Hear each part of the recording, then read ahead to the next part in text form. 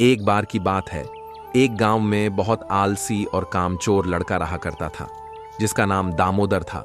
वह दिन भर केवल गप्पे मारता और इधर उधर घूमता रहता था। उसकी माँ इन सब हरकतों से बहुत परेशान थी। एक दिन उसकी माँ ने दामोदर को शहर जाकर कुछ काम करने को कहा और यह भी कहा, अगर वह अब काम नहीं करेगा तो उसे खाना नहीं मिलेगा।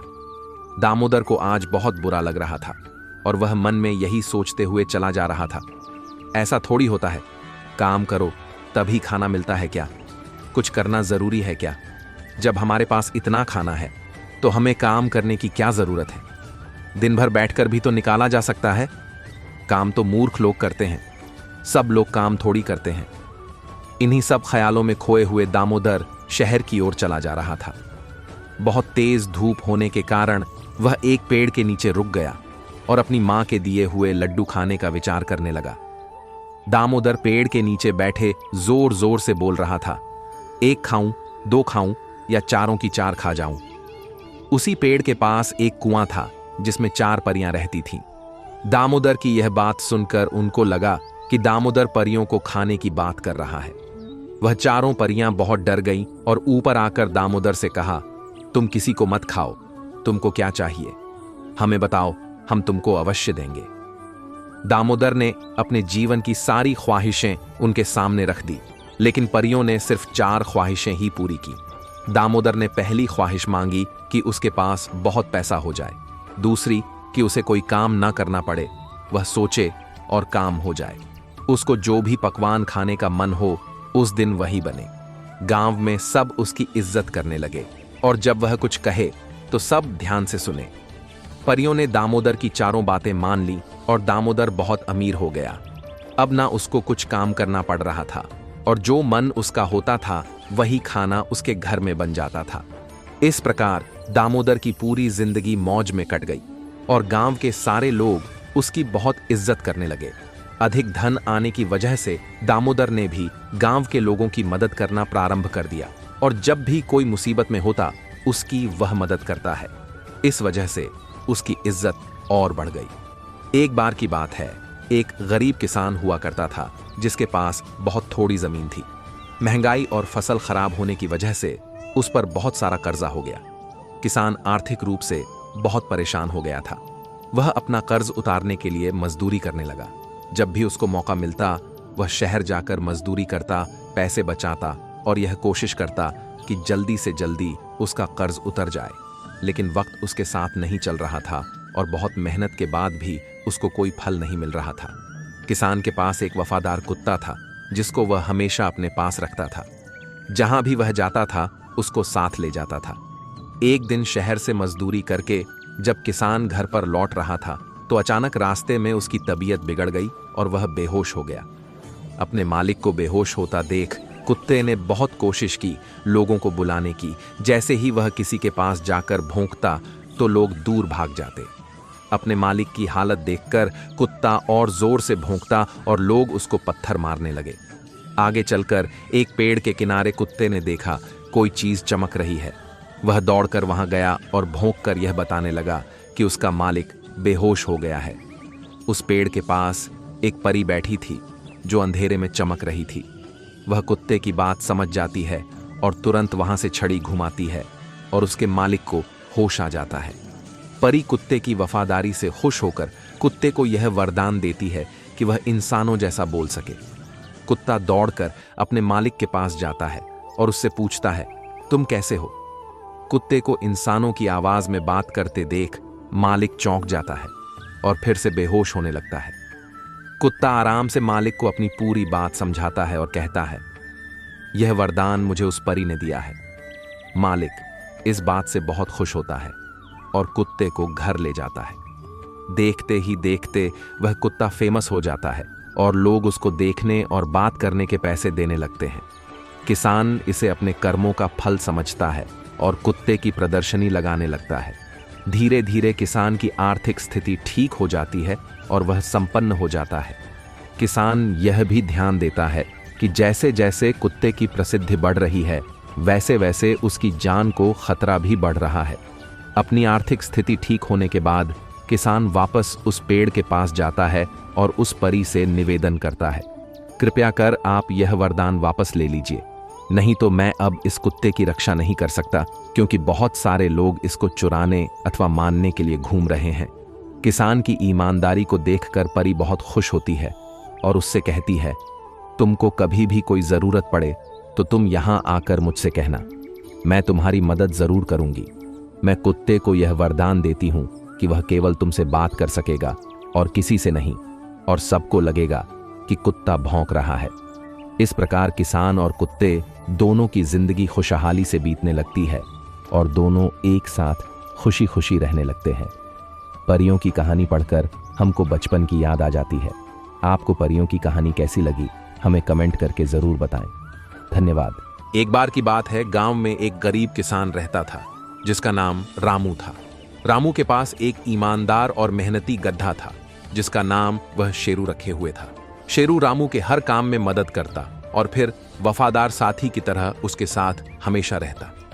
एक दिन जब रामू रात के समय में अपने खेत में देर तक काम कर रहा था, तभी शेरू चरते चरते बहुत दूर चला जाता है और उसको वहां पर एक पेड़ के नीचे कुछ परियां मस्ती करती हुई नजर आती है। शेरू परियों का बहुत मनोरंजन करता है, जिससे परियां खुश होकर शेरू को जादुई शक्ति उपहार के रूप में देने का फैसला करती है। जादुई परियां शेरू को बोलने की शक्ति देती है, जिससे वह इंसानों की तरह बोलने लगता है। जब वह वापस रामू के पास जाता है और उसको इंसानों की आवाज में बुलाता है, तो पहले तो रामू इधर उधर देखता है और फिर उसको लगता है कि यहाँ पर कोई जादू टोना कर रहा है, तो जल्दी से घर की ओर भागने लगता है। साथ में वह शेरू को भी ले जाता है। रास्ते में चलते चलते जब वह गौर करता है कि शेरू ही उससे बात कर रहा है, तब वह दंग रह जाता है और अपना आपा खो देता है। फिर बहुत देर बाद जब रामू शांत होता है, तब शेरू बताता है कि उसे आवाज कैसे मिली। कुछ ही दिनों में शेरू दूर दूर तक फेमस हो जाता है और उसको मिला यह वरदान अब नुकसानदायक बन जाता है। लोग दूर दूर से गड्ढे देखने आते और उससे बात करते। रामू और शेरू की प्रसिद्ध देखकर आसपास के लोग जलने लगे और कुछ तो शेरू को रात में चुराने की भी कोशिश करने लगे। बहुत दिन तक रामू शेरू की देखभाल करने की कोशिश करता है, पर वह यह समझ गया था कि शेरू अब इतना फेमस हो गया है कि वह चाहकर भी उसकी देखभाल नहीं कर सकता। फिर वह उस पेड़ के पास दोबारा जाता है जहां उसको पारी मिली थी और परियों से विनती करता है कि आप इसकी अपना जादू वापस ले लीजिए। परियों को यह बात सुनकर निराशा होती है और फिर वह शेरू की शक्ति बदल देती है और कहती है कि मैं तुम्हें ऐसी शक्ति देती हूं जिससे शेरू की आवाज केवल तुम ही समझ सकते हो और दूसरे को ऐसा लगेगा जैसे गधा ही बोल रहा है। शिक्षा। दिखावे के चक्कर में हम वह बातें भी सबको बताने लग जाते हैं जो हमको छुपा कर रखनी चाहिए। जब हमें कोई कीमती चीज जीवन में मिल जाती है तो उसको शांति से ग्रहण करना चाहिए, ना कि उस ढिढोरा पूरे गांव में देना चाहिए। एक बार की बात है, एक श्याम नाम का लड़का रहता था जो एक जुलाहा था। वह बहुत सुंदर सुंदर काली बनाया करता था। एक दिन उसको कालीन के धागे में छुपा हुआ जिन मिल जाता है और श्याम उसको आजाद कर देता है। वह जिन श्याम को 3 इच्छा पूरा करने का वादा करता है और कहता है, तुम जो चाहो वह मांग सकते हैं, पर मैं बस 3 इच्छा ही पूरी कर सकता हूं। श्याम उस जिन से एक उड़ने वाली कालीन मांगता है और उस पर बैठकर अपने परिवार के साथ पूरे विश्व की सैर पर चला जाता है और बहुत मजे करता है।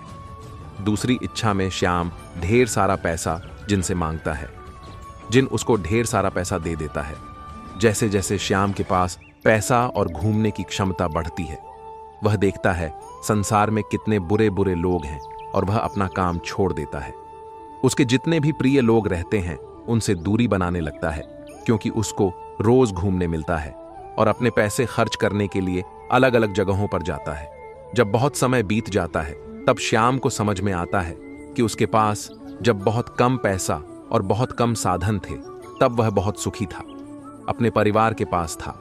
लेकिन जब से उसके पास पैसा आया है वह सबसे दूर हो गया है और बुरे कामों में लिप्त हो गया है। परेशान होकर श्याम जिनसे तीसरी इच्छा मांगता है और कहता है, मेरी तीसरी इच्छा यह है कि सब पहले जैसा हो जाए। मुझे अपनी पुरानी की जिंदगी सबसे ज्यादा प्यारी है। शिक्षा। हमको इस कहानी से यह शिक्षा मिलती है हमारे पास जो कुछ भी है वह पर्याप्त है। कभी कभी हम अनावश्यक ही दौलत के पीछे भागते हैं और अपनी जिंदगी को बर्बाद कर लेते हैं। एक बार की बात है, एक गांव में एक गरीब लकड़हारा रहता था जिसका नाम गोपाल था। गोपाल बहुत मेहनती और सबकी मदद करता था, पर वह बहुत कम पैसे कमाता था, जिससे उसकी पत्नी हमेशा उससे गुस्सा रहती थी। अपनी पत्नी को खुश करने के लिए गोपाल देर रात तक काम करता और जंगल की लकड़ी काट कर शहर में बेचने जाता। एक दिन गोपाल को लकड़ी काटते काटते बहुत देर हो जाती और जंगल में रास्ता भटक जाता है। जब वह बीच जंगल में पहुंच जाता है, तब उसे एक साधु मिलते हैं जो भगवान का जाप कर रहा था। जैसे ही गोपाल साधु के पास जाता है, साधु गोपाल से कहता है, आ गए गोपाल, मैं तुम्हारा ही इंतजार कर रहा था। बड़ी भूख लगी है, जो तुम्हारी पत्नी ने खाना दिया है वह दो मुझे। साधु की बात सुनकर गोपाल चौंक जाता है, अपना सारा खाना साधु को दे देता है। साधु खाना खाकर गोपाल को धन्यवाद देता है और कहता है, तुम्हारा खाना तो मैंने खा लिया, अब तुम क्या खाओगे? गोपाल कहता है, बाबा मैं बाद में खा लूंगा, आप मेरी चिंता मत करो, आप मुझे जंगल से बाहर जाने का रास्ता बता दो। साधु गोपाल से कहता है, मुझे तुम्हारा खाना खाकर बहुत आनंद प्राप्त हुआ है, इसलिए मैं उपहार में तुम्हें एक कुल्हाड़ी देना चाहता हूं। ये कुल्हाड़ी ऐसी वैसी नहीं है, ये एक चमत्कारी कुल्हाड़ी है, इससे तुम्हारा घंटों का काम बहुत कम समय में हो जाएगा। तुम यह कुल्हाड़ी लेकर जाओ, ये तुमको रास्ता दिखाएगी और जंगल से बाहर ले जाएगी। गोपाल ने पहले तो साधु से कुल्हाड़ी लेने से इनकार कर दिया, लेकिन जब साधु ने जोर दिया तो गोपाल मना नहीं कर पाया। अगले दिन जब गोपाल लकड़ी काटने गया तो देखा एक ही बार में पूरा पेड़ कट गया और छोटे छोटे लकड़ियों का टुकड़े हो गए। जो काम गोपाल 4 दिन में कर पाता, वह काम अब वह केवल 1 घंटे में हो गया। अब गोपाल शहर में 4 गुना ज्यादा लकड़ी बेचने जाता और मुनाफा भी बढ़ता जाता। देखते ही देखते गोपाल की बहुत समय पहले की बात है। एक गरीब मोची अपने परिवार के साथ एक गांव में रहता था। गांव में जूते ठीक करने के काम से उसके परिवार का भरण पोषण नहीं हो रहा था। मोची के परिवार को 2 समय का भोजन करना भी मुश्किल हो गया था। इस कारण मोची बहुत परेशान था। मोची इसी चिंता के कारण गांव के पास के जंगल में बैठा बैठा अकेला रो रहा था। उसी समय वहां से एक जादुई परी गुजरी। जादुई परी ने मोची को परेशान हाल में देखा। परी को मोची पर दया आ गई। परी ने मोची के सहायता करने की सोची। अगले दिन जब मोची सभा उठा तो उसे उसके दरवाजे के बाहर एक जोड़ी जूते पढ़े मिले। मोची ने उन जूतों अच्छे दामों में बचकर थोड़े रुपए कमा लिए और अपना और अपने बच्चों का पेट भर लिया। ये देखकर परी बहुत खुश हुई। अगले दिन सुबह मोची को फिर अपने दरवाजे के आगे एक जोड़ी जूते मिले। मोची ने उन्हें भी बेचकर रुपये कमा लिए। मोची को हर रोज एक जोड़ी जूते मिलने लगे और मोची और उसके परिवार का जीवन बड़े ही मजे में कटने लगा। लेकिन मोची अब यह जानना चाहता था कि रोज रात को उसके दरवाजे पर जूते की एक नई जोड़ी कौन रख कर जाता है। इसलिए मोची अपने घर के पास छुपकर यह देखने के लिए पूरी रात जागता रहा कि जूते की जोड़ी कौन रख कर जाता है। जब रात के 12 बजे तो मोची ने देखा कि एक जादुई उड़ने वाली परी उड़ते उड़ते उसके घर के आगे आई और अपने जादू से एक जोड़ी जूते बनाए और उसके दरवाजे की आगे रख दिए। यह देखकर मोची झादियों के पीछे से निकल कर आया और जादुई परी को धन्यवाद दिया। मोची ने परी से कहा कि मैं आपका शुक्रिया कैसे करूं। परी ने कहा कि तुम इस गांव के गरीब लोगों की मदद करो। जब तक तुम गांव के गरीब लोगों की मदद करोगे, तब तक तुम्हारे दरवाजे पर तुम्हें एक जोड़ी जूते मिलते रहेंगे और मुझे भी अच्छा लगेगा। तुम इसी तरह से मेरा धन्यवाद कर सकते हो। उसके बाद से मोची हमेशा गांव के परेशान लोगों की मदद करता और जादुई परी के वादे के अनुसार मोची को हर रोज उसके घर के दरवाजे के आगे एक जोड़ी जूते मिलते थे। बहुत समय पहले की बात है। एक राज्य का राजा बहुत ही मूर्ख था। उस राज्य का शासन भी उस राज्य का दुष्ट सेनापति ही करता था। सेनापति अपनी मर्जी से राजा को बहला फुसलाकर अपना मनचाहा कार्य राजा से करवाता था। उस राज्य में भीमसेन नामक एक मंत्री था जो अपनी बुद्धिमानी के वजह से जाना जाता था। दुष्ट सेनापति उससे बहुत ईर्ष्या करता था। भीमसेन यह देखकर बहुत परेशान था कि सेनापति राजा को बहला फुसलाकर उससे अनैतिक अन्याय वाले फैसले करवाता है। भीमसेन राजा को बहुत समझाता कि सेनापति उससे जानबूझकर गलत फैसले करवाता है और वह खुद राजा बनना चाहता है, लेकिन राजा समझने को तैयार ही नहीं था। जब सेनापति को यह पता चला कि भीमसेन राजा को समझा रहा है और इसके चलते उसकी राजा बनने की योजना असफल हो सकती है, सेनापति ने एक योजना बनाई और राजा से कहा कि महाराज, हमारे मंत्री भीमसेन के पास एक जादुई परी की 6 डीडीशी है जिससे वो अदृश्य होने वाले कपड़े बना सकते हैं। भीमसेन को सर्वप्रथम ये बात आपको बतानी चाहिए थी, लेकिन भीमसेन इस राज्य पर राज करना चाहता है, इसलिए उसने यह बात आपको नहीं बताई। राजा भीमसेन को बुलाने का हुक्म देता है। भीमसेन राजा के समक्ष प्रस्तुत होता है। राजा भीमसेन को जादुई परी की छड़ी से गायब होने वाले कपड़े बनाने का हुक्म देता है। भीमसेन राजा से निवेदन करता है कि ऐसी कोई जादुई परी की छड़ी उसके पास नहीं है, लेकिन राजा सेनापति की बातों में आकर भीमसेन पर विश्वास नहीं करता और भीमसेन को हुक्म देता है कि 2 दिन के अंदर जादुई परी की छड़ी से गायब होने वाले कपड़े उसके समक्ष प्रस्तुत करे, अन्यथा भीमसेन को सजाए मौत दी जाएगी। भीमसेन अपने घर आ जाता है और यह सोचकर परेशान होता है कि जब जादुई परी की कोई छड़ी है ही नहीं तो गायब करने वाले कपड़े कैसे बनाए। भीमसेन पूरी रात सोचता रहता है कि क्या करे। अंततः भीमसेन के दिमाग में एक योजना आती है।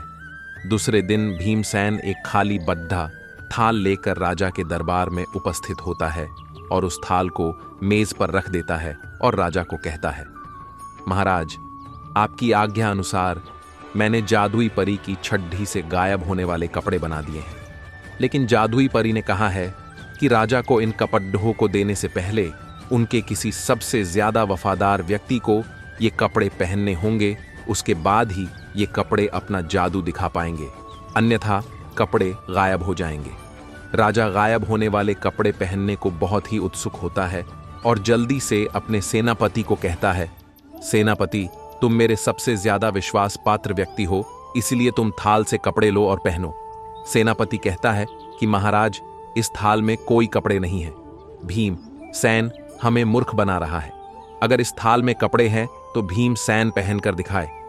भीमसेन कहता है, महाराज सेनापति जी, आपके सबसे ज्यादा वफादार व्यक्ति हैं।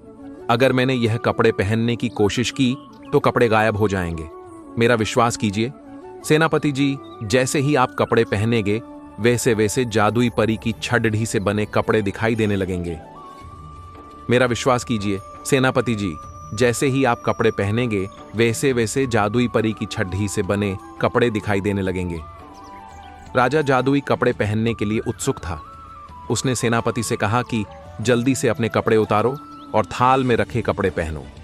सेनापति अपने ही जाल में बहुत बुरी तरह फंस चुका था और वह यह जानता था कि राजा मूर्ख है। अगर उसने राजा का कहा नहीं माना तो वो उसे मार देगा। लेकिन अब सेनापति के पास भरी सभा में कपड़े उतारने के अलावा कुछ शेष नहीं था। सेनापति ने अपने कपड़े उतारने शुरू किए, लेकिन शर्मिंदगी के कारण उसकी आंखों से आंसू आने लगे। उसे पश्चाताप हो रहा था और सेनापति अपने पूरे कपड़े उतारता उससे पहले ही उसने अपनी स्वयं की तलवार से अपनी गर्दन काट ली और मर गया। कुछ समय पश्चात राजा को भी पता चल गया कि सेनापत शहर से दूर एक छोटा सा गांव था। माना जाता है कि उस गांव में कभी एलियंस राज किया करते थे, लेकिन हजारों वर्ष पूर्व पृथ्वी में मची उथल पुथल ने उन्हें दूसरे ग्रह जाने पर मजबूर कर दिया और तब से यहाँ निरंतर जनजातियों का विकास होता रहा और आज इस गांव के लोग शहर की चमक दमक से दूर बड़े मजे से प्राकृतिक वातावरण में अपना जीवन व्यतीत कर रहे थे। इसी गांव में आर्यन नाम का एक लड़का अपने दादा दादी के साथ रहता। थाश आर्यन बचपन से ही पैरों से चल पाने में असमर्थ था। कहीं आने जाने के लिए उसे बैसाखी के सहारे की जरूरत पड़ती थी। आर्यन के माता पिता बचपन में ही गुजर गए थे, तभी से उसके दादा दादी ही उसका एकमात्र सहारा। आर्यन अपने घर में बैठे हुए दुनिया भर घूमने का सपना देखा करता था। वह अक्सर सोचा करता कि अगर उसके पास पैर होते तो वह दुनिया भर की अच्छी अच्छी जगह घूम पाता। आर्यन के दादा लकड़ी के कारीगर थे। वह तरह तरह की मूर्तियां बनाया करते थे। आर्यन भी अपने दादा के काम में हाथ बटाता, लेकिन अब बड़ा हो चुका था। उसे लगने लगा था कि वह कब तक गांव में ही फंसा रहेगा, उसे बाहर निकलना चाहिए। शायद कोई ना कोई रास्ता नजर आ जाए। लेकिन वह जाता भी तो कहां? शहर में वह किसी को जानता तक नहीं था और न ही उसके पास इतने ज्यादा पैसे थे कि वह बड़े आराम से कहीं भी जा सके। एक दिन सुबह सुबह अंधेरे में ही वह लंगड़ाते हुए बैसाखी के सहारे अपने गांव से बाहर निकल पड़ा और जैसे ही सूर्य उदय हुआ वह काफी दूर तक आ चुका। ठाठ इतनी देर पैदल चलने पर आर्यन को थकान हो चुकी थी, इसलिए वह एक बड़े से पत्थर के पास बैठ जाता। थोड़ी देर आराम करने के बाद उसकी नजर पत्थर पर बनी एक मूर्ति पर पड़ती है। मूर्ति का आकार बहुत ही छोटा था। वह मूर्ति के करीब पहुंचकर गौर से देखता है। यह मूर्ति काफी अजीब थी, जिसमें नीचे का हिस्सा किसी जानवर की तरह और ऊपरी हिस्सा इंसानों की तरह दिखाई दे रहा था। आर्यन ने मूर्ति को हाथ से छूकर देखा तो उसे एहसास हुआ कि यह तो पत्थर के ऊपर अलग से लगाई गई है। उसने पूरी ताकत से मूर्ति को निकालने की कोशिश की, लेकिन वह कामयाब नहीं हुआ। गुस्से में आकर उसने मूर्ति को जोर से धक्का मारा तो मूर्ति पत्थर के अंदर घुस गई और वह पत्थर दो हिस्सों में बंट गया। पत्थर के हटते ही आर्यन की नजर सामने खड़ी एक खूबसूरत कार पर पड़ी। कार की संरचना अद्भुत थी। आर्यन डरते हुए धीरे धीरे कार के पास पहुंचा। जैसे ही उसकी नजर कार के नीचे पड़ी तो उसे ताज्जुब हुआ, क्योंकि कार में कोई चक्के मौजूद नहीं थे। कार के दरवाजे पर एक पंजे का निशान था। आर्यन ने जैसे ही उसे अपने हाथों से स्पर्श किया तो एक तेज रोशनी के साथ कार का दरवाजा खुल गया, जिसे देखते ही आर्यन डर से पीछे हट गया। लेकिन जैसे ही उसकी धड़कन सामान्य हुई, वह हिम्मत करके कार के अंदर बैठ गया। कार में बैठते ही सीट बेल्ट अपने आप आर्यन के ऊपर फिक्स हो गए और दरवाजा बंद हो गया। आर्यन को समझ में ही नहीं आ रहा था कि वह इस कार को चलाएगा कैसे, जिसमें न ही टायर हैं और न स्टीयरिंग। लेकिन कुछ देर बाद उसके सामने पूरी दुनिया का नक्शा दिखाई देने लगा। आर्यन ने जैसे ही उस नक्शे पर एक स्थान चुना, अचानक गाड़ी अपने आप आसमान में उड़ने लगी और कुछ ही सेकंड के अंदर रोशनी से भी तेज गति से उसी जगह पहुंच गई जिसे आर्यन ने चुना था। चारों तरफ समुद्र की लहरें और उसके ऊपर आर्यन की पावर कार हवा में तैर रही थी। आर्यन उड़ती हुई कार में बैठकर घबरा गया। वह मदद के लिए जोर जोर से आवाज लगाने लगा। तभी उसे कार के अंदर एक आवाज सुनाई दी, जिसमें उसे संकेत दिया गया कि यह कार उसकी इच्छा के अनुसार कहीं भी जा सकती है। बस उसे स्क्रीन पर दिख रहे नक्शे को टच करना होगा। यह बात सुनते ही आर्यन की खुशी का ठिकाना न रहा। वह अगले ही पल नक्शे में अपनी गांव की लोकेशन डालकर पहुंच गया। गांव के सभी लोग आर्यन की कार देखकर दंग रह गए। हालांकि गांव के लोगों को तकनीकी चीजों की ज्यादा जानकारी नहीं थी, इसीलिए उन्होंने कार को शहर का कोई उड़ने वाला खिलौना समझा। अब आर्यन दुनिया की हर जगह घूमना चाहता था। उसे पावर मिल चुकी थी। वह बिना किसी रोक टोक के अपनी मनमर्जी की जगह घूमने लगा। देखते ही देखते उसने दुनिया भर के नक्शे को छान मारा, लेकिन लगातार घूमते रहने से उसे उस कार में बोरियत लगने लगी। उसे समझ में ही नहीं आ रहा था कि उसके पास दुनिया की सबसे बेहतरीन कार है, फिर भी उसकी खुशी बढ़ने की वजह कम होती जा रही है। दरअसल अब उसे उस कार में घूमने से पहले वाला मजा नहीं मिल रहा था। कुछ ही दिनों में वह कार से पूरी तरह ऊब चुका था। एक दिन वह अपने घर में दादा दादी के साथ बैठा था, तभी एक हेलीकॉप्टर आसमान में उड़ता हुआ दिखाई दिया। हेलीकॉप्टर देखते ही गांव के लोगों की भीड़ लग गई। कुछ ही पलों में हेलीकॉप्टर गांव में उतर आया।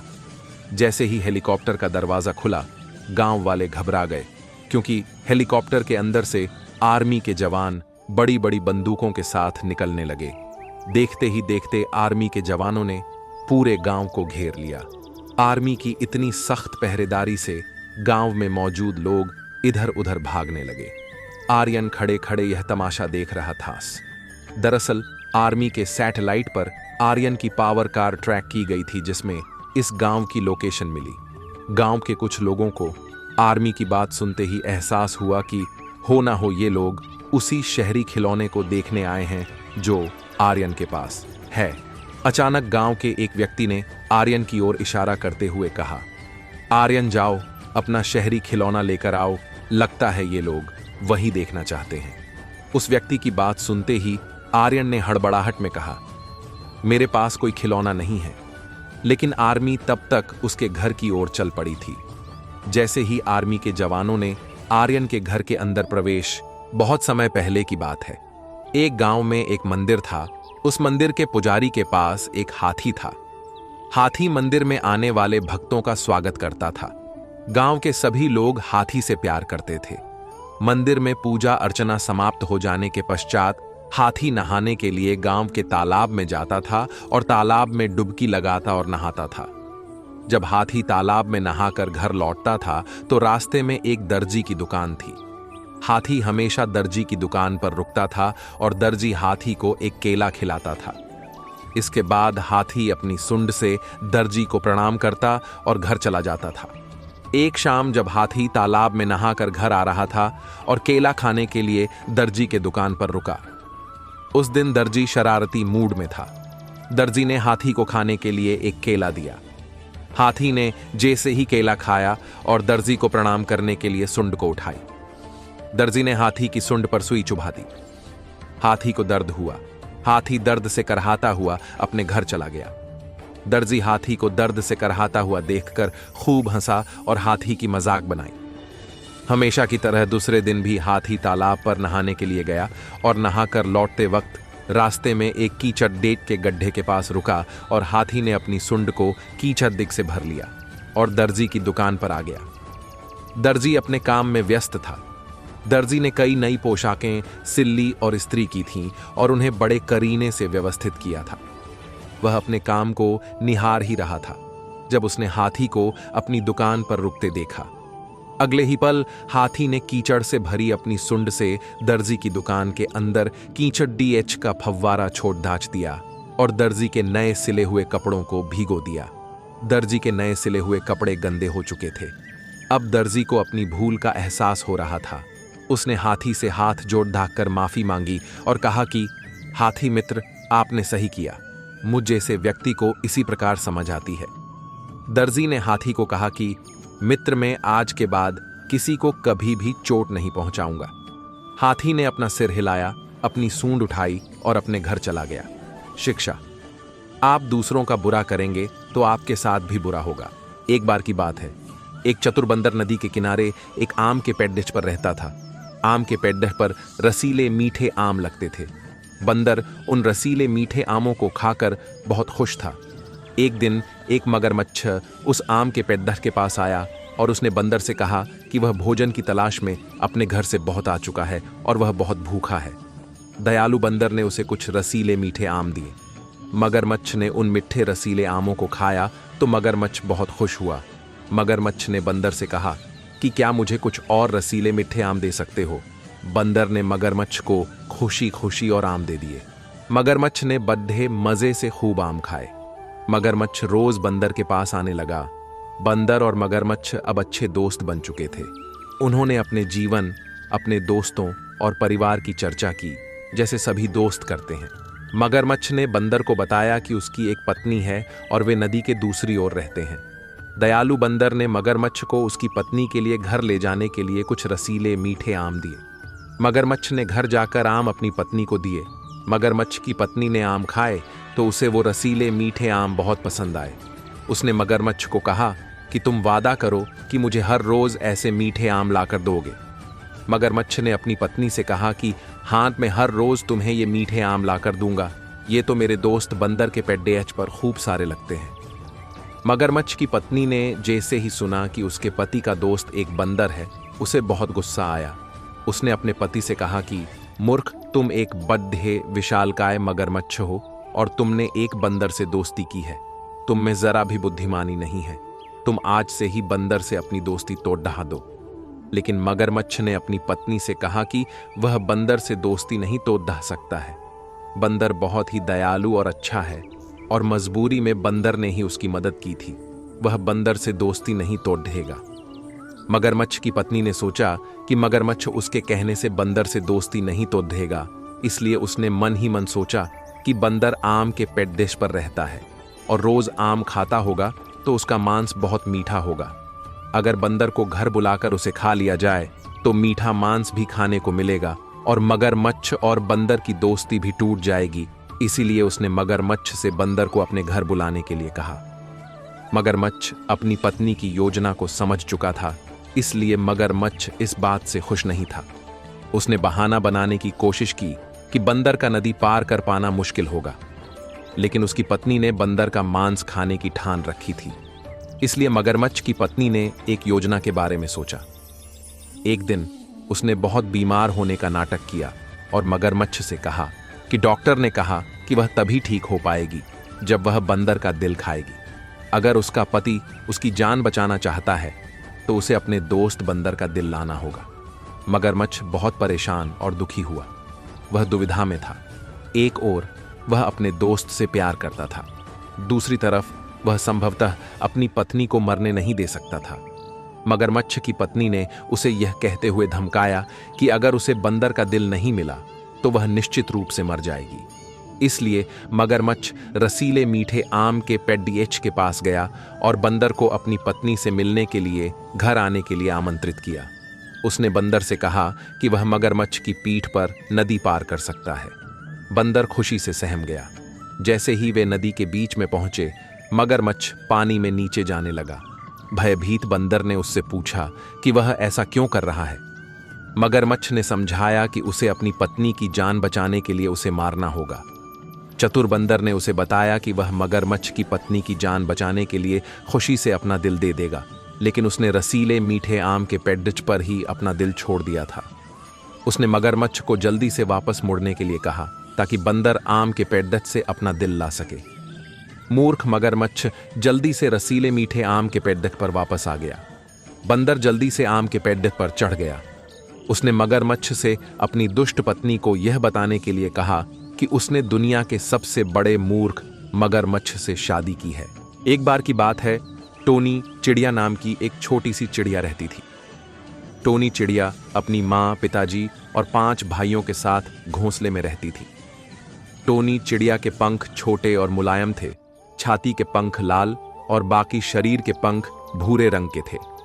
टोनी चिड़िया और उसका परिवार एक बड़े चर्च के घंटा घर पर बने घोंसले में रहता था और उसकी माँ ने उसे घंटियों की ताल पर चहकना सिखाया था।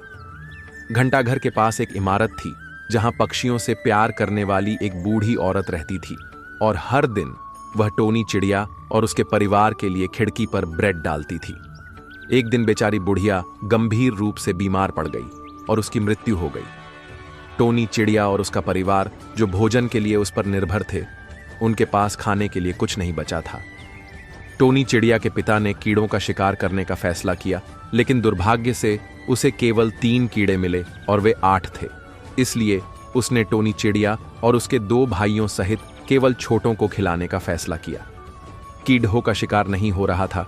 टोनी चिड़िया और उसके बड़े भाई और उसकी माँ ने भोजन के लिए खिड़कियों पर चोंच मारने का फैसला किया, लेकिन लोगों ने उन्हें खाने के लिए बिना कुछ दिए ही उनको भगा दिया।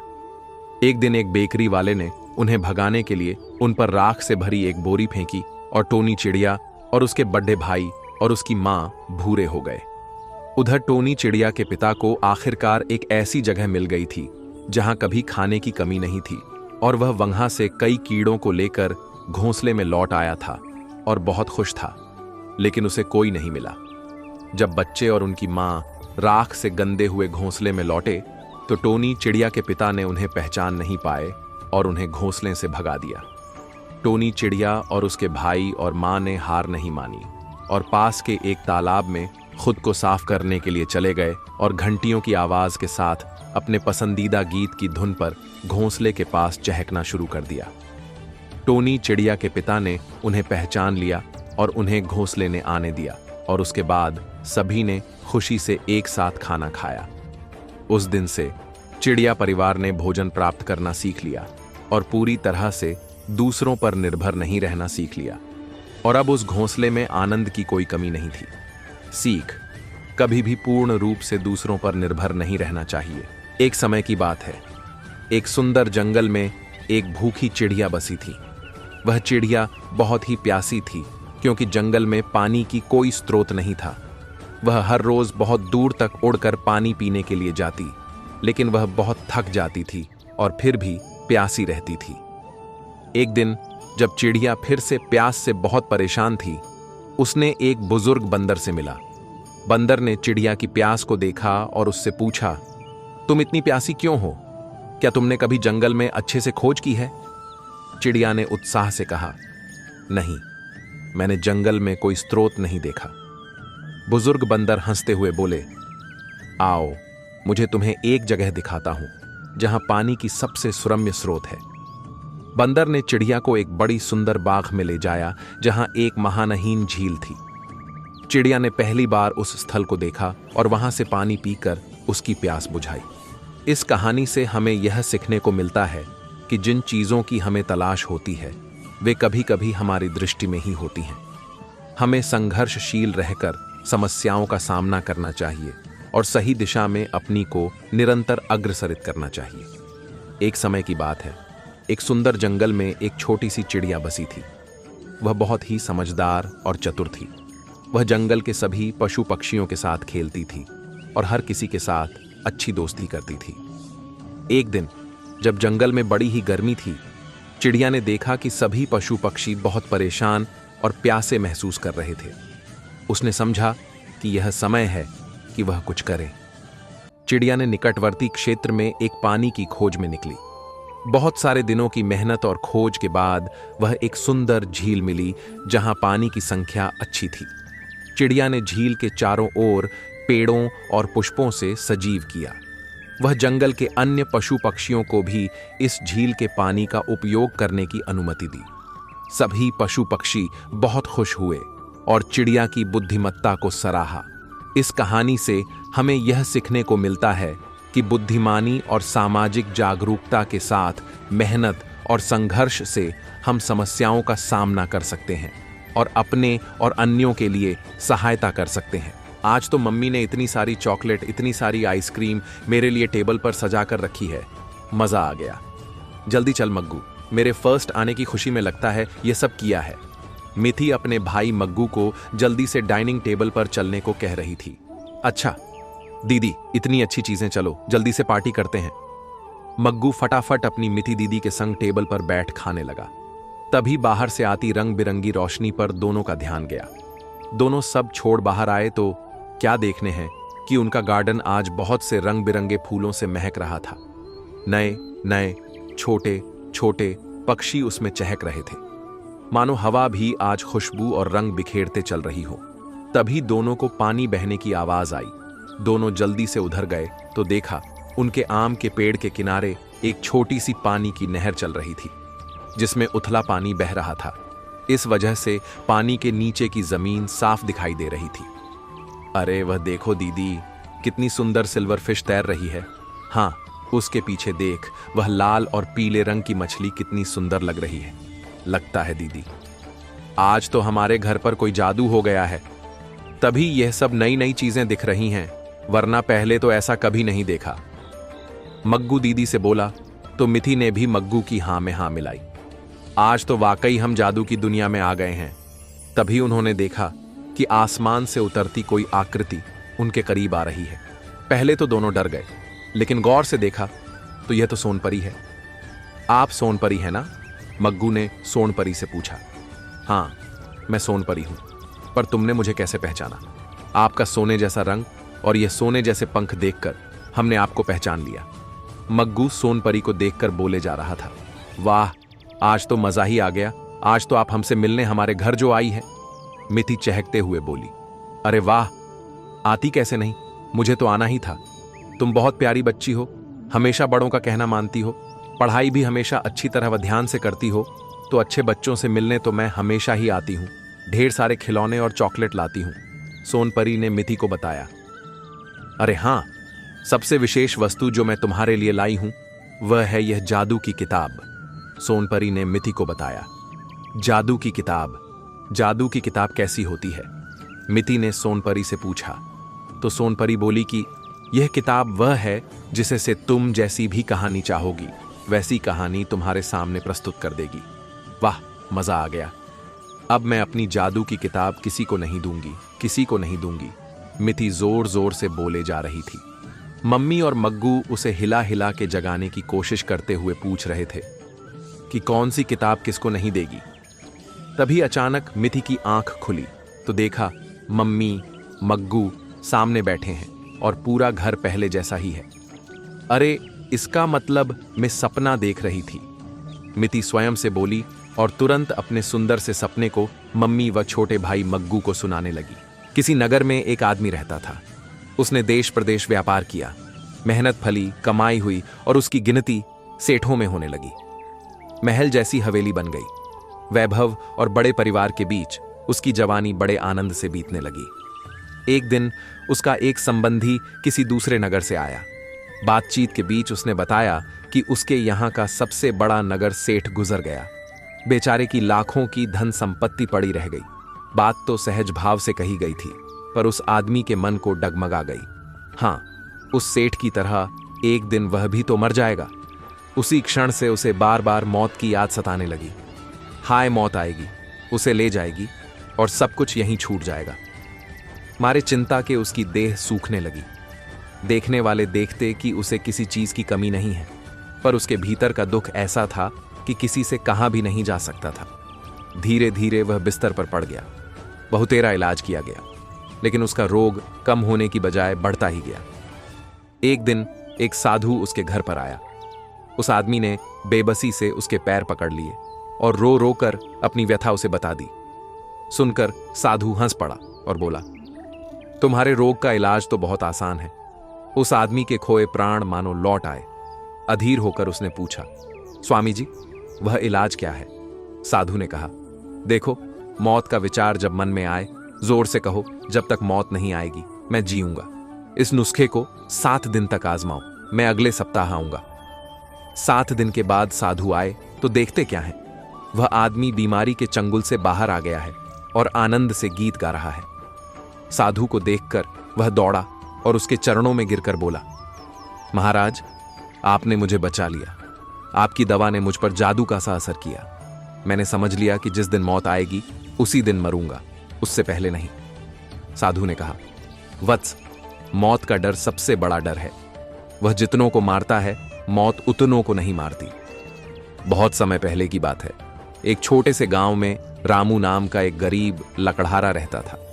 रामू ईमानदार और मेहनती था, लेकिन किस्मत ने उसका साथ नहीं दिया। उसकी जिंदगी कठिनाइयों से भरी हुई थी। हर दिन सुबह से शाम तक वह जंगल में लकड़ी काटता और उन्हें बाजार में बेचकर अपना गुजारा करता था। उसकी पत्नी सीता और बेटा मोहन भी उसके साथ इस संघर्षपूर्ण जीवन को जी रहे थे।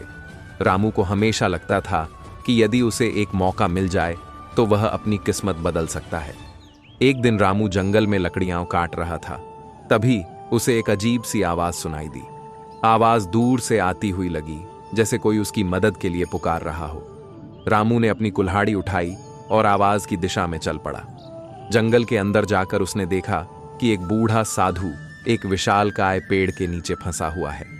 पेड़ की एक बड़ी शाखा साधु के ऊपर गिर गई थी, जिससे वह हिल भी नहीं पा रहा था। रामू तुरंत उसकी मदद के लिए दौड़ा और उस भारी शाखा को हटाकर साधु को बाहर निकाला। साधु ने राहत की सांस ली और रामू को धन्यवाद दिया। उन्होंने रामू से कहा, तुमने आज मेरी जान बचाई है। मैं तुम्हारे इस उपकार को कभी नहीं भूलूंगा। साधु ने अपने झोले से एक छोटी सी चमकती हुई छड़ी निकाली और रामू को दी।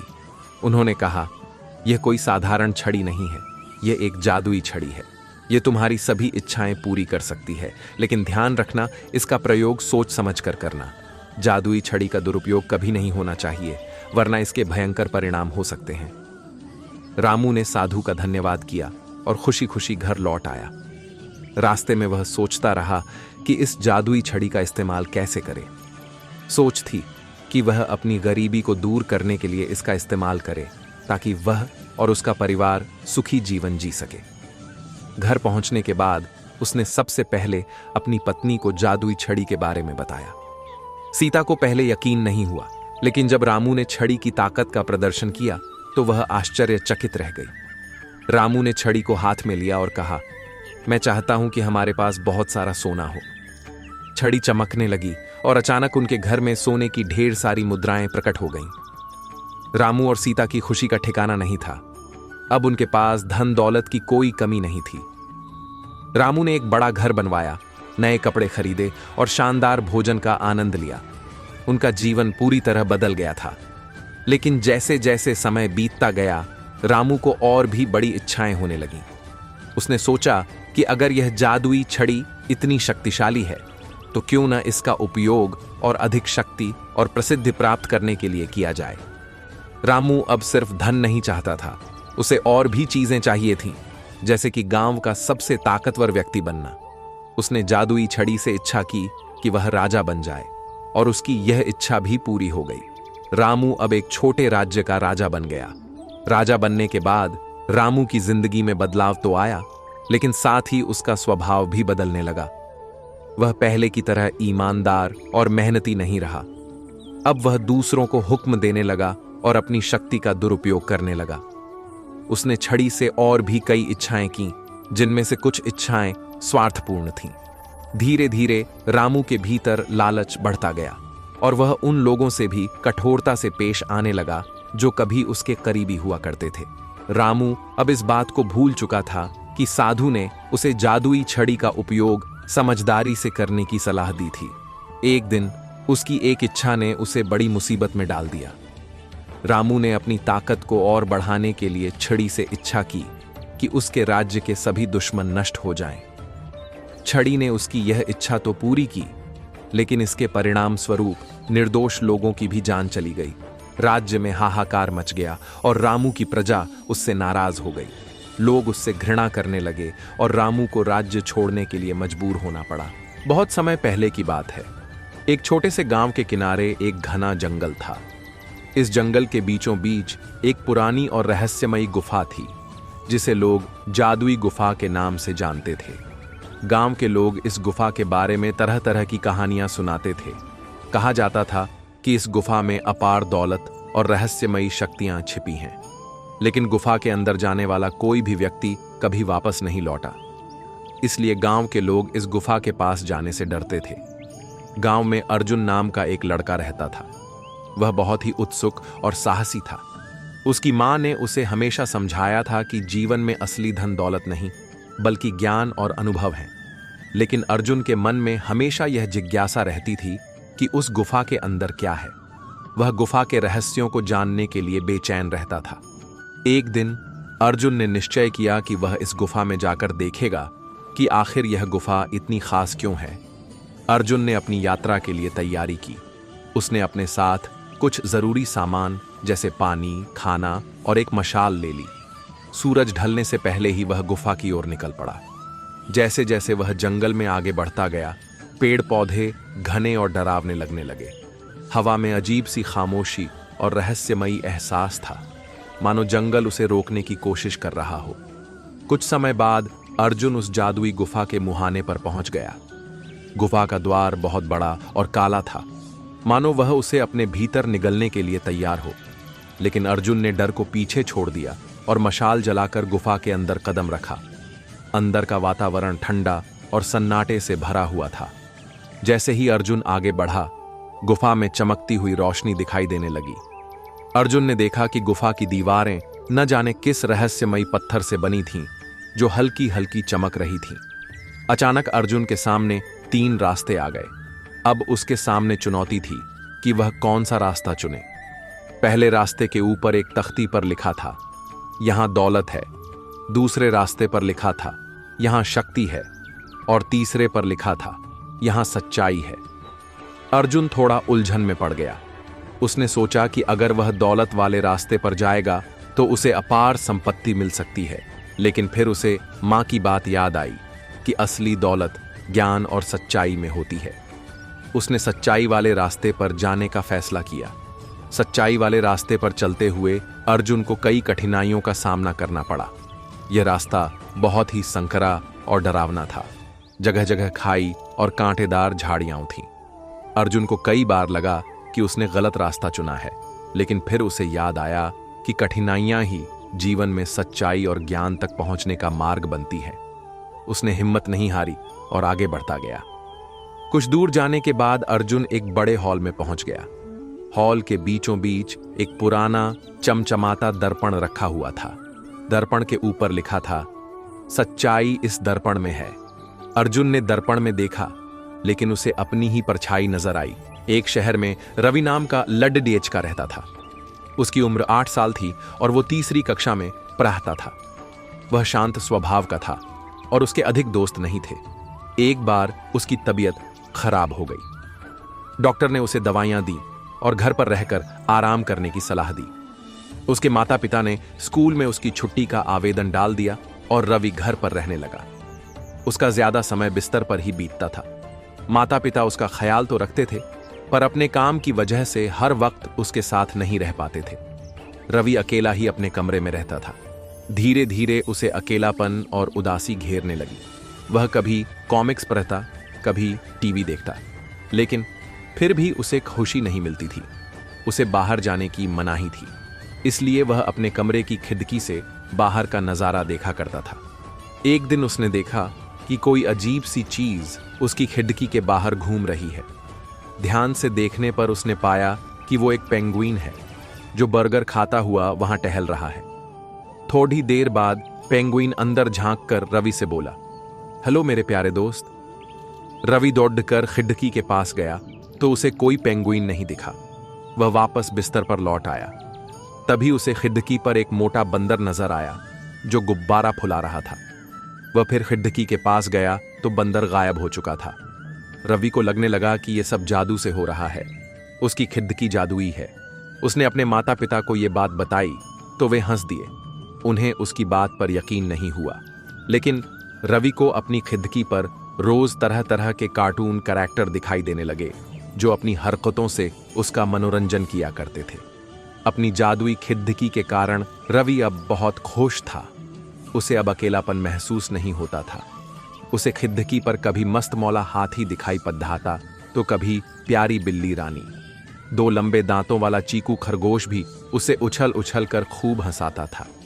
हंसने और खुश रहने के कारण रवि की सेहत में सुधार होने लगा।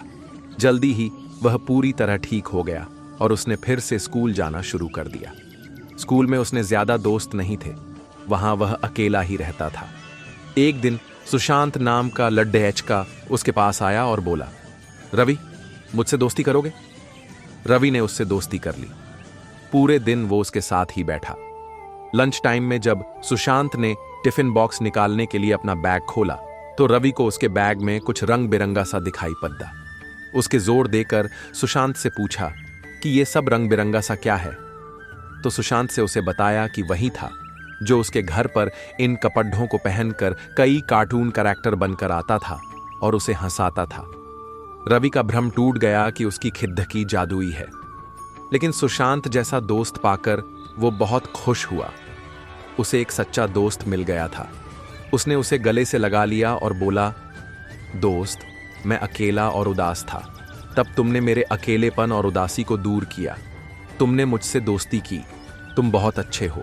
अब मैं भी तुम्हारे जैसा बनने की कोशिश करूंगा और दूसरों का अकेलापन और उदासी दूर करूंगा। उसे दिन के बाद से उनकी दोस्ती और गहरी हो गई। सीख, सच्चा दोस्त वो है जो आपको भावनाओं को समझे, आपको अकेला महसूस न होने दे, आपकी खुशी में खुश हो और अपनी उदासी दूर करें। बहुत समय पहले की बात है। एक छोटे से गांव में एक निर्धन लड़की रहती थी जिसका नाम परी था। परी की मां का देहांत उसके बचपन में ही हो गया था और उसका पालन पोषण उसके पिता ने किया। परी के पिता एक साधारण कुम्हार थे और दिन रात मिट्टी के बर्तन बनाकर अपना गुजारा करते थे। गांव के बाकी बच्चों के पास अच्छे कपड़े, खिलौने और बहुत सारी चीजें थीं, लेकिन परी के पास कुछ भी नहीं था। वह केवल अपने पिता के पुराने कपड़ों से बने एक छोटे से गुड़िया के साथ खेला करती थी, जो अब पुरानी और धूल धूसरित हो चुकी थी। परी का दिल बहुत बड़ा था और वह हमेशा दूसरों की मदद करने के बारे में सोचती रहती थी। हालांकि उसके पास कुछ भी नहीं था, लेकिन वह खुश रहती थी और दूसरों की खुशी में अपनी खुशी ढूंढती थी। एक दिन जब परी गांव के बाहर जंगल में खेल रही थी, उसने एक बूढ़ी औरत को देखा जो थकान से बेहोश हो गई थी। परी ने जल्दी से उसकी मदद की और उसे पानी पिलाया। बूढ़ी औरत ने जब अपनी आंखें खोलीं तो उसने परी को देखा और मुस्कुराई। उसने परी का धन्यवाद किया और उसे एक सुंदर गुड़िया उपहार स्वरूप दी। यह गुड़िया साधारण नहीं थी, वह चमचमाती हुई रेशमी कपड़ों में लिपटी थी और उसके चेहरे पर एक अनोखी चमक थी। बूढ़ी औरत ने परी को बताया, यह कोई साधारण गुड़िया नहीं है, यह एक जादुई गुड़िया है। यह तुम्हारे दिल की सच्चाई और पवित्रता के आधार पर तुम्हारी हर इच्छा पूरी कर सकती है। लेकिन ध्यान रखना, इसका प्रयोग केवल नेक इरादों के लिए ही करना। परी ने उस गुड़िया को अपने सीने से लगा लिया और बूढ़ी औरत का धन्यवाद किया। वह घर लौट आई और गुड़िया को अपने कमरे में एक सुरक्षित स्थान पर रख दिया। हालांकि परी को यह विश्वास नहीं हुआ कि गुड़िया वास्तव में जादुई थी, लेकिन फिर भी उसने उसे अपना सबसे प्यारा खजाना माना। कुछ दिन बीते, परी के पिता बीमार हो गए। उनकी बीमारी इतनी गंभीर थी कि वे अब मिट्टी के बर्तन भी नहीं बना सकते थे।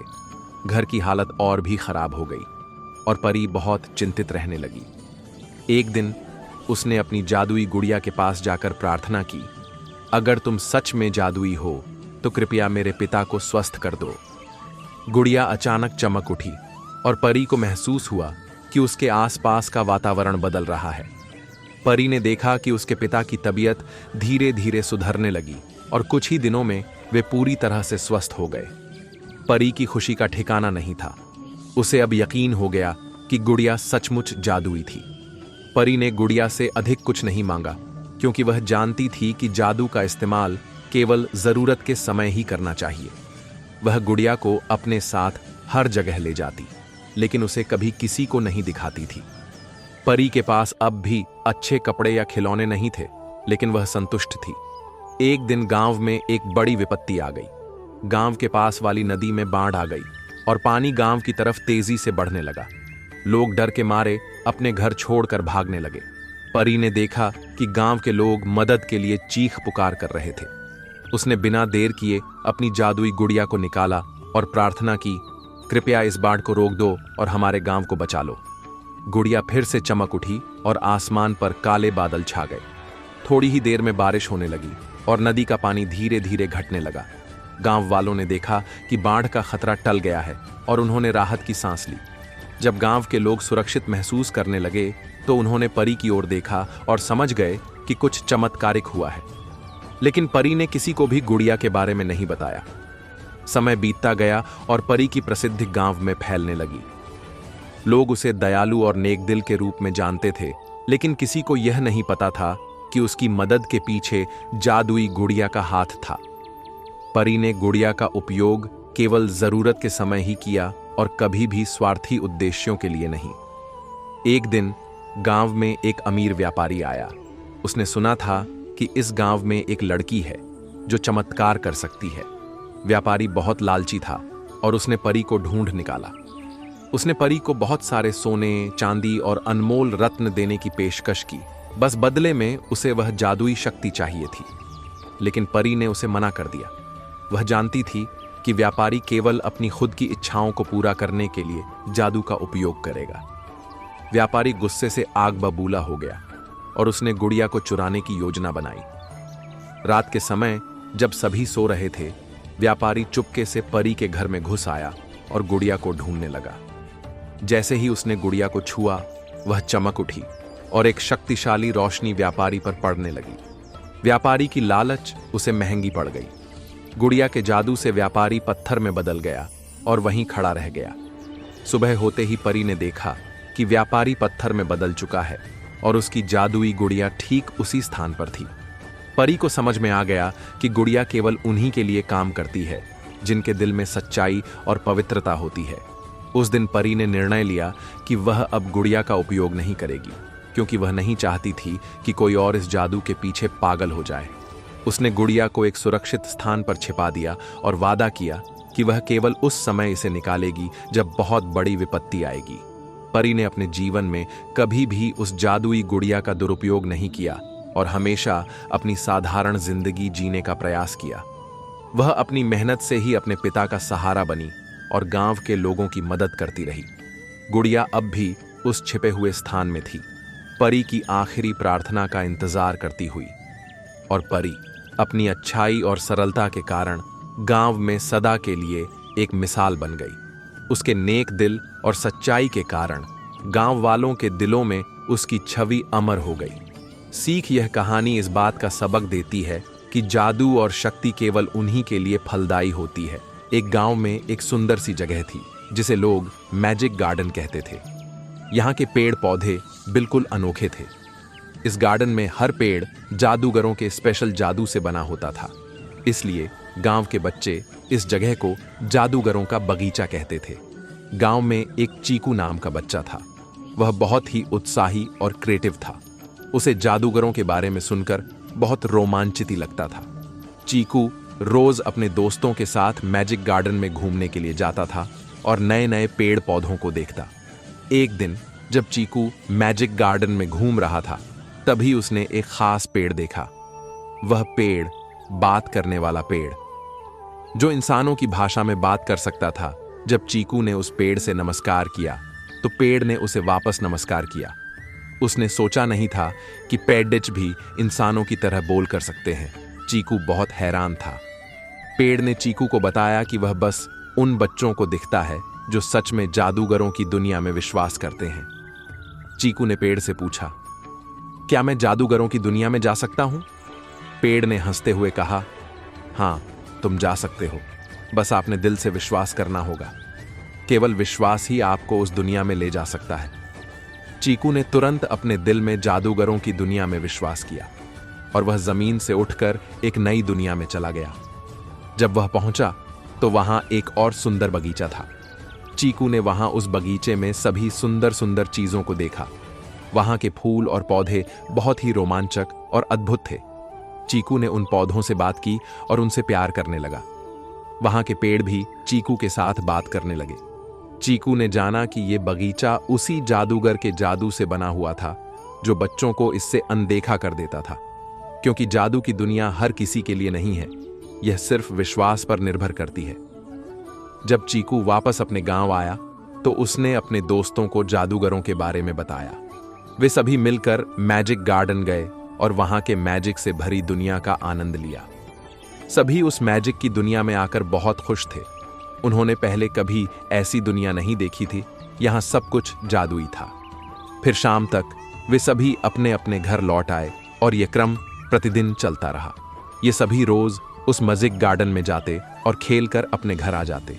वहां वे न सिर्फ खेलते हैं बल्कि पढ़ते भी और क्रिएटिविटी भी करते हैं, ताकि भविष्य में सबके लिए ऐसा मैजिक गार्डन बना सकें। इस कहानी से हमें यह सीख मिलती है कि हमारी क्रिएटिविटी और इमेजिनेशन हमें किसी भी अनदेखी दुनिया में ले जा सकती है। हमें बस अपने दिल से उम्मीद और विश्वास होता है, फिर चाहे वो जादूगरों की दुनिया हो या हमारी अपनी दुनिया। हम अपनी कड़ी मेहनत और से कुछ भी कर सकते हैं, इसलिए हमें खेल के साथ साथ मन लगाकर पढ़ाई करनी चाहिए। इसी तरह की रोमांचक कहानियों से हमारी आत्मा में नई ऊर्जा और विश्वास भरता है और हमें यह याद दिलाती है कि हर छोटी सी चीज में भी जादू होता है, बस हमें उसे देखने की नजर से देखना होता है। मनु के साथ ससुराल के पहले दिन ही अजीब हरकतें होने लगी थीं। जब वो अपने कमरे में गई तो सुहाग की सेज पर कोई मनु आज बहुत ही सुंदर लग रही थी। उसे लगने लगा था कि आज ही का तो दिन है जिसके लिए उसने पूरी दुनिया से टक्कर ले ली थी। आज ही का दिन तो था जिसके लिए उसने घर वालों से बहस की थी, दोस्तों से बैर लिया था। आज ही का दिन तो था जिसके लिए वो घर छोड़ आई थी। आज रोहन के साथ उसकी शादी थी, एक ऐसी शादी जिसमें वह खुश तो थी लेकिन अपने परिवार की कमी उसे खल रही थी। कुछ दोस्तों ने मिलकर उसका कन्यादान किया और मनु ब्याह गई। बाकी लड़कियों की तरह मनु का भी सपना था कि वह जिंदगी में किसी ऐसे साथी के साथ रहे जिसे वह हमेशा प्यार करे, जो उसकी केयर करे और उसके साथ हमेशा रहे। मनु ने रोहन के साथ ऐसे ही प्यार के सपने देखे थे। शादी के बाद ससुराल जाना था।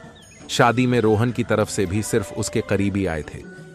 शादी से पहले मनु को उनके बारे में कुछ भी नहीं पता था। मनु ने अपनी जिंदगी की सारी खुशियां सिर्फ रोहन के लिए ही रख ली थीं। ससुराल वाला घर बहुत पुराना था और यहाँ रोहन के परिवार के कई सदस्य रहते थे। बुआ जी भी फूफा जी के जाने के बाद यहीं थीं। उनके बेटे भी यहीं थे, बेटे की पत्नी भी यहीं थीं, सास, ससुर, ननद, देवर और एक छोटा बच्चा। मनु का स्वागत करने सभी खड़े थे वहां, पर घर में शादी का माहौल होने के बाद भी कोई साज सजावट नहीं थी। कुछ वीरान सा लग रहा था मनु का ससुराल। मनु ने सोचा कि सजावट तो उसके घर में भी नहीं हुई है, तो फिर क्यों ही वह इतनी परेशान हो रही है। मनु ने शांति से ससुराल में कदम रखा। उसे पता था कि अब यही उसका घर है। रोहन के घर आने के लिए मनु ने अपने घर को छोड़ा था, पर यह घर उसकी कल्पना से परे था। पुराना, वीरान, विशाल घर। अंदर आते ही बीच में एक आंगन था जिसमें सूखा हुआ तुलसी का पौधा भी था। भला तुलसी के पौधे को कौन सुखाता है, मनु ने सोचा। चौकोर आकार के आंगन के अगल बगल कई कमरे बने थे और उसमें से एक थी रसोई। उसमें से इतना धुआं निकल रहा था मानो अब भी किसी ने चूल्हा बुझाया हो। चूल्हा? आज के जमाने में चूल्हा कौन जलाता है, और नई बहू के आते ही उसमें पानी कौन डालता है। मनु अपने ही ख्यालों में खोई हुई थी। घर में अंदर आते ही मनु को बेचैनी हो रही थी। कुछ एक आध रस्में हुई और मनु को कमरे में ले जाया गया।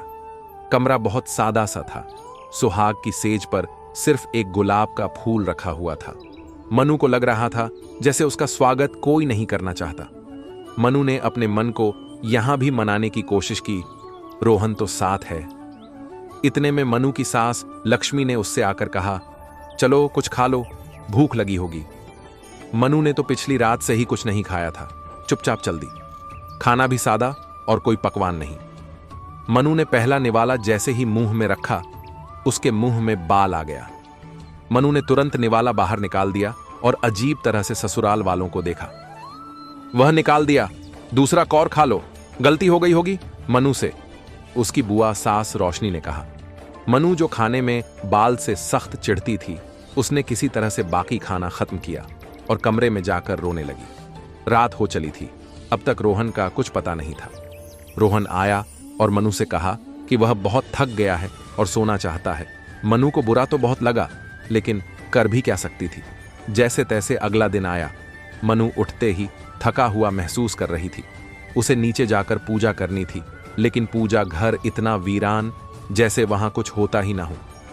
तुलसी के सूखे पेड़ में ही उसने जल दे दिया। इतनी देर में वह बच्चा आकर मनु के पास खड़ा हो गया। मनु को अभी तक पता नहीं था कि यह किसका बच्चा है। उसका स्वागत करने के लिए दरवाजे पर तो यह खड़ा था, लेकिन उसके बाद से यह कहीं दिखा नहीं था। हाफ पैंट पहने, चेक वाला शर्ट, काले जूते और जमे हुए बाल, देखने में एकदम भोला भाला। मनु ने तुलसी की पूजा खत्म की और वह भाग गया, जाने कहां चला गया। फिर मनु की बुआ सास रोशनी वहां आई और उसे डांटने लगी। तुमसे किसने कहा इस पौधे को जल देने के लिए? तुम नई बहू हो तो नई रहो, भला नए रीति रिवाज क्यों बना रही हो?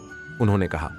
पर बुआ जी, तुलसी को जल देना तो नया नहीं है, और क्या पता यह पौधा फिर से हरा भरा हो, मनु ने कहा। लेकिन बुआ ने उसे बीच में ही रोक दिया। यह पौधा हरा नहीं हो सकता, इसे ऐसे ही रहने दो। बुआ इतना कहकर वहां से चली गई। मनु को बहुत अजीब लगा और फिर वह कुछ बोले बिना चली गई। थोड़ी देर में सबको पता चल गया कि मनु ने तुलसी को पानी दिया है। रोहन से साफ तौर पर उसे मना कर दिया कि ऐसा नहीं करना है। रोहन इस बार गुस्से में था और कह रहा था कि मनु को इतनी आजादी नहीं कि वह ऐसा कुछ भी करे। मनु की आंखों में आंसू थे और ससुराल वाले बहुत अजीब व्यवहार कर रहे थे। सबके पीछे खड़ा वह बच्चा फिर मनु को रोते हुए देखे जा रहा था। मनु ने उसकी तरफ देखा तो वह भाग गया। तुम एक बात समझ लो, उस तुलसी के पेड़ से दूर रहना, खबरदार जो उसके करीब भी गई, सास ने कहा। मनु ने चुपचाप हां में सिर हिला दिया और रोहन की तरफ देखा। रोहन जो शादी से पहले इतने वादे किया करता था, वह एक ही दिन में इतना क्या बदल गया। शाम तक मनु ने कुछ नहीं खाया तो बुआ जी की बहू उसके लिए खाना लाई। परेशान ना हो आप भाभी, ठीक है, आपसे गलती हुई, आगे से ऐसा ना करना, उसने कहा। स्वाति नाम था उसका और वह अकेली थी जिसने इतने समय मां। जब शेर दूसरे जंगल में पहुंचा तो उसे पता चला कि यहां पर तो पहले से ही एक शेर है, अब उससे मुकाबला करना होगा। अगर मुकाबला नहीं होगा तो वह यहां पर मुझे रहने नहीं देगा, या मुझे कोई ऐसी तरकीब सोच रही होगी जिससे कि मैं यहां पर रुक सकूं।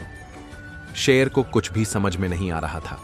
वही यही सोच रहा था कि दूसरे शेर को यहां से भगा नहीं सकता। इसके लिए मुझे ऐसे इंतजाम करने चाहिए जिससे कि वह मुझे यहां पर रोक ले, या मुझे उसकी ऐसी मदद करनी चाहिए जिससे कि उसकी जरूरत में काम आ जाऊं। इसी मौके की तलाश में शेर इंतजार कर रहा था। तभी उसे नजर आया दूसरा, शेर शिकार पर चला गया है। वह भी उसके पीछे पीछे जा रहा था।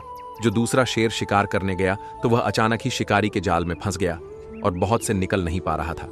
तभी दूसरा शेर है उसके पास आया और कहने लगा कि मैं तुम्हारी मदद कर सकता हूं। शिकारी बोला कि तुम मेरी मदद कर सकते हो तो जल्दी करो। लेकिन पहले शिकारी कहने लगा कि मैं दूसरे जंगल से आया हूं, अगर तुम मुझे यहां रहने की इजाजत देते हो तो मैं तुम्हारी मदद कर सकता हूं। दूसरा शेर बोला कि ठीक है, तुम यहां पर रह सकते हो, लेकिन उससे पहले तुम्हें मेरी मदद करनी होगी। पहले शेर ने दूसरे शेर की मदद की और वह जाल से बाहर आ गया। दोनों साथ में ही जंगल की ओर जाने लगे। तभी दूसरे शेर ने पूछा कि तुम दूसरे जंगल से यहां पर क्यों आए हो? तभी वह कहने लगा कि वहां पर शिकार की बहुत कमी हो गई थी, इसी वजह से मुझे उस जंगल को छोड़कर आना पड़ा। यही कारण है कि मैं यहां पर आ गया हूं। दूसरा शेर कहने लगा कि ठीक है, तुम अपने इलाके में रह सकते हो और मुझे अपने इलाके में रहने दो।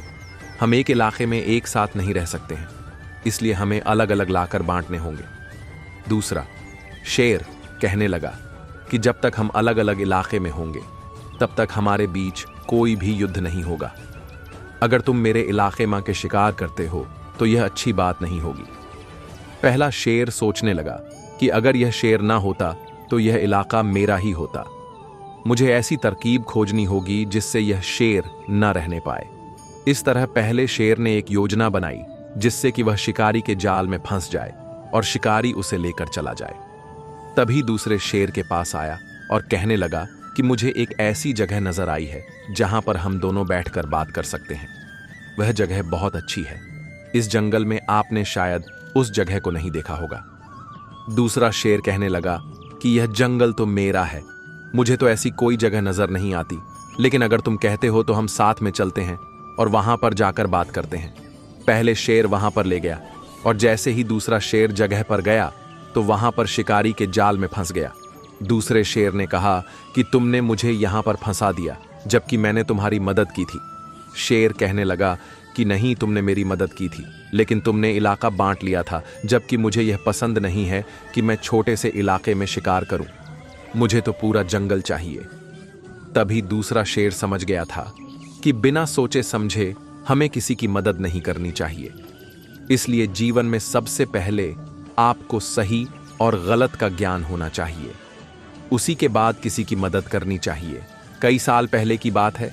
एक छोटे से गांव में रहने वाला एक बच्चा जिसका नाम अर्जुन था। अर्जुन एक आम बच्चा था, लेकिन उसमें अद्भुत रुचि और जिज्ञासा थी। उसकी प्रेरणा स्रोत थे उसके गांव के पुराने वृक्ष और पुरातात्विक वस्तुओं में छुपी रहस्यमय स्वभाव। एक दिन अर्जुन अपने गांव के पुराने पुस्तकालय में घूम रहा था। वहां वह पुरानी किताबों की खोज कर रहा था। उन्हीं किताबों के बीच उसने एक जादुई पेंसिल देखी। पेंसिल पर चमकते हुए सितारे बने हुए थे और उसका डिजाइन अद्भुत था। अर्जुन ने वह पेंसिल उठाया और उसकी खूबसूरती में खोया रहा। वह पेंसिल देखने में बहुत सुंदर थी। एक ही बार में उसने इस पेंसिल की जादुई शक्तियों को जान लिया। जब वह इस जादुई पेंसिल से कोई चीज बनाता तो वह वास्तविक हो जाती। अर्जुन को यह जादुई पेंसिल एक नई दुनिया के दरवाजा खोलने का बहुत आसान माध्यम लगने लगा। वह हर दिन कुछ नया बनाने में लगा रहता था। वह पेंसिल से बनाए गए चित्र, कविताएं और कहानियों से गांव वालों को हैरान कर देता था। उसने अपनी पेंसिल की मदद से एक सुंदर बाग बनाया जिसमें हर तरह के फूल, पेड़ और पशु पक्षी थे। वह उस पेंसिल से खाने की चीजें बनाता और सभी के साथ मिलकर उन्हें मजे से खाता। एक दिन गांव का लड़का मोहन अर्जुन के पास आया और देखा कि वह कैसे नई नई चीजों को बना रहा है। मोहन ने अर्जुन से पूछा, तुम्हारे पास ऐसी कैसी पेंसिल है जो कुछ भी बना सकती है? अर्जुन ने मोहन को अपनी पेंसिल दिखाई और उसे बताया कि यह जादुई पेंसिल है जो उसे अपनी रुचियों को वास्तविकता में बदलने की अनुमति देती है। मोहन ने भी अर्जुन की पेंसिल से बहुत कुछ बनाने का इरादा किया। उसने एक सुंदर किताब बनानी जिसे बहुत अच्छी अच्छी कविता लिखी थी और उसे अपने स्कूल के सभी दोस्तों के सामने पढ़कर सुनाया। उसकी कविता इतनी अच्छी थी कि उसे उसके शिक्षकों की भी प्रशंसा मिली। इसके बाद गांव में एक महोत्सव आयोजित हुआ जिसमें अर्जुन ने अपनी पेंसिल से बनाए गए चीजों को लोगों के सामने प्रदर्शित किया। लोग हैरान रह गए कि इतनी सुंदर और विचित्र चीजें कैसे बन सकती हैं। उनसे अपनी जादुई पेंसिल का उपयोग सबकी भलाई के लिए किया, जिससे गांव में सबकी मदद हो सकी। अर्जुन ने सभी को यह सिखाया कि कोई भी छोटी सी चीज से कुछ महत्वपूर्ण बन सकता है। सिर्फ उसे सही दिशा में ले जाने की आवश्यकता होती है। सबकी मदद से ही सबका विकास हो सकता है। हमें सबकी मदद करनी चाहिए। जीवन का अलसी जादू यही है। जब आप अपनी रुचियों और कल्पना का सही इस्तेमाल करते हैं तो आप किसी भी क्षेत्र में महारत हासिल कर सकते हैं। जादुई पेंसिल की इस कहानी से हमें यह सीखने को मिलता है कि हमें अपनी रुचियों को जागरूक करना चाहिए और उन्हें सही दिशा में ले जाना चाहिए। सभी कल्पना और सपने हमारे अंदर छिपे हो सकता है और एक छोटी सी चीज से हम उसे हकीकत में बदल सकते हैं, जैसे जादुई पेंसिल ने किया। जीवन में यह महत्वपूर्ण है कि हम अपनी रुचियों को बढ़ावा दें और उन्हें सकारात्मक रूप में बदलें, ताकि हम सच्चे स्वप्नों की ओर बढ़ सकें और जो खास चीजें हमारे पास है उसका उपयोग हम सही कामों को करने में करें, सबकी मदद करें। किसान अब बूढ़ा हो चुका था। अब वह खेत में काम नहीं कर सकता था, इसलिए उसने अपने दोनों बेटों को खेत में काम करने के लिए पूछा था, क्योंकि वह दोनों कोई भी काम नहीं करते थे। किसान ने दोनों को बुलाया और कहा कि अब मैं बहुत बूढ़ा हो चुका हूँ, अब मुझसे काम नहीं होता है, इसलिए तुम दोनों साथ में काम कर सकते हो। इससे मुझे बहुत खुशी होगी। दोनों ने कहा कि आप तो ये जानते ही हैं कि हम दोनों साथ में काम नहीं कर सकते हैं, क्योंकि हमने ये बात बहुत पहले ही बता दी थी कि हम साथ में काम नहीं करेंगे, इसलिए हमें काम भी अलग अलग देने होंगे। अब आप यह बताइए कि कौन सा खेत मेरा है और कौन सा दूसरे का है। दोनों की बात सुनकर किसान सोच में पड़ गया था, क्योंकि किसान के पास इतनी खेती नहीं थी कि उसे बांटा जाए। अगर ऐसा करते हैं तो कुछ भी हाथ नहीं आएगा, किसी को कुछ भी नहीं मिलेगा। इसलिए किसान बोला कि मैं खेती को अलग अलग करता हूं, तो तुम समझ सकते हो कि तुम्हारे हाथ कुछ भी नहीं आएगा। ये खेती अगर तुम मिलकर करते हो तो तुम गुजारा कर सकते हो, मगर अलग अलग होने पर यह कुछ भी नहीं कर पाएगी। हमारे पास ज्यादा खेती नहीं है। दोनों भाई सोच में पड़ गए थे, क्योंकि दोनों ही काम नहीं करना चाहते हैं। वह छोटी सी खेती को तो संभाल सकते थे, मगर दोनों मिलकर काम नहीं करना चाहते थे। किसान ने कहा कि मैं 2 दिन का वक्त देता हूं, तुम सोच लो, तभी इसका जवाब देना। अगर तुम साथ में नहीं रहना चाहते तो मैं खेती अलग कर सकता हूं। दोनों वहां से चले गए थे। दोनों भाई सोच रहे थे कि क्या किया जाए, क्योंकि कुछ भी नजर नहीं आ रहा था। साथ में काम करना नहीं चाहते थे, अलग अलग उसमें कुछ होता नहीं था। क्या किया जाए, दोनों लगातार सोच रहे थे, पर कोई भी हल नहीं निकल रहा था। दोनों सोचकर बहुत परेशान हो गए थे। उधर 2 दिन का समय भी अब पूरा होने वाला रहा। दोनों के पास कोई जवाब नहीं था। दोनों अपने बूढ़े पिताजी के पास पहुंचे। उन्हें देखकर किसान ने पूछा कि तुमने क्या सोचा, मुझे बताओ। दोनों कहने लगे कि अगर हम साथ में काम करते हैं तो हमें यह नहीं पता चलेगा कि किसने कितना काम किया था। कभी कोई कम काम करेगा, कभी कोई ज्यादा काम करेगा, इससे हमें परेशानी होगी। किसान ने कहा कि सबसे बड़ी कमजोरी है तुम्हारी सोच। तुम हमेशा ही काम से भागते रहे हो, यही कारण है कि आज तुम अलग अलग कारण चाहते हो। अगर तुम मेहनत से काम करते तो ऐसा बिल्कुल भी नहीं होता, मगर तुमने कुछ किया ही नहीं है, इसलिए तुम ऐसा सोच रहे हो। अगर तुम्हारी समझ में कुछ नहीं आ रहा है तो मैं तुम्हें समझाता हूँ। एक परिंदे की है। वह हर रोज घर के पास वाले पेड़ पर आकर बैठ जाया करता था। उसकी यह आदत थी कि वह उसी जगह पर बैठ जाता था। वह बहुत समय से ऐसा कर रहा था, इसीलिए सभी लोग इस बात को जानते थे, क्योंकि उसे वह बहुत समय से देखा करते थे। उसके लिए कुछ खाने को भी निकाल दिया करते थे। उसी घर में एक छोटा बच्चा रहता था। वह उसे हर रोज देखा करता था। वह अपनी माँ से कहता था कि मुझे इसके साथ खेलना है, मगर माँ कहती थी कि यह तुम्हारे पास नहीं आएगा, क्योंकि यह डरता है कि कोई इसे पकड़ न ले, इसीलिए यह तुम्हारे साथ में नहीं खेल पाएगा। वह बच्चा उदास हो जाता है, वहीं पर बैठ जाता है, क्योंकि वह उसके साथ खेलना चाहता है। वह परिंदा भी पेड़ से यह सब देख रहा था। जब सभी लोग काम में लग गए तो परिंदा पेड़ से नीचे आया और कहने लगा कि मैं तुम्हारे साथ खेल सकता हूँ। वह छोटा बच्चा बहुत खुश हो गया था। वह कहने लगा कि हम कौन सा खेल खेलेंगे। परिंदा कहने लगा कि हम एक दूसरे को पकड़ सकते हैं, ये खेल अच्छा होगा, मगर ये खेल हम बाहर खेल सकते हैं। वह बच्चा घर से बाहर आया और भागने लगा था। उसके बाद वह परिंदा उसे पकड़ ने लगा था। दोनों काफी देर तक खेलते रहे थे। जब बच्चा थक गया तो कहने लगा कि आज हम बहुत ज्यादा खेल खेल लिया है, कल भी इसी तरह हम दोनों खेलेंगे। परिंदा कहने लगा कि कल मुझे जाना है और मैं अगले दिन वापस आऊंगा। जब मैं वापस आऊंगा तो साथ में खेलेंगे, कल मुझे किसी के पास जाना है। बच्चा कहने लगा कि ठीक है, कल नहीं खेल सकते हैं, हम दोनों अगले दिन ऐसा करेंगे। जब बच्चा घर आया तो कहने लगा कि हम दोनों आज बहुत खेले हैं। मगर माँ ने पूछा कि किसके साथ खेला है। वह बच्चा कहने लगा कि वह परिंदा जो हमारे PDDH पर आकर बैठता है उसी के साथ खेला था। मगर माँ ने सोचा कि बेटा ऐसे ही बातें कर रहा है। माँ ने उसकी बात पर ध्यान नहीं दिया था, वह काम में लगा गई थी। जब पिताजी घर आए तो बेटे ने कहा कि मैं आज उस परिंदे के साथ खेला था। पिताजी ने भी सोचा कि बच्चा पता नहीं कहाँ की बात करता है।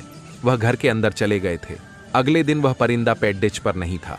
सभी सोच रहे थे कि आज वह परिंदा कहीं नजर नहीं आ रहा है। तभी बेटा कहता है कि आज वह नहीं आएगा क्योंकि आज वह कहीं गया है। माँ से बेटे ने कहा कि वह कह रहा था कि आज उसे किसी के पास जाना है, इसीलिए वह आज नहीं आएगा। उसकी बातें कुछ अजीब लग रही थीं। माँ ने सोचा कि यह पता नहीं क्या बात कर रहा है। परिंदा हमें सुन सकता है और हम उसकी बातें सुन सकते हैं, ये तो हो ही नहीं सकता है बेटा। पता नहीं किसी बातें करता है। माँ अपने काम में लग जाती है और पिताजी बाहर चले जाते हैं। बीटा भी खेलने लग जाता है, लेकिन माँ का दिमाग कुछ सोचने लग जाता है। बच्चा अपनी ओर से बातें नहीं बना सकता है। उसके साथ कुछ हुआ है जो ऐसी बातें कर रहा है। हमें पता लगाना होगा कि क्या बात है, मगर कैसे पता चल पाएगा। माँ यही सोच रही थी, कुछ तो पता चल जाएगा, मगर पता कैसे किया जाए। बेटा कह रहा था कि आज वह परिंदा बाहर गया है और यह अब उस परिंदे ने उसे बताया है। आज सच में परिंदा अभी तक नहीं आया है। शाम हो चुकी, लेकिन वह नजर नहीं आ रहा था। इसका मतलब कुछ बात है जो हमें पता नहीं है। अगली सुबह ही परिंदा PDDH पर आकर बैठ गया था, मगर वह अकेला नहीं था, उसके साथ और कोई भी नजर आ रहा था। मगर यह कौन है? वह बच्चा PDDH के पास आता है और कहता है कि आज हम दोनों खेलेंगे।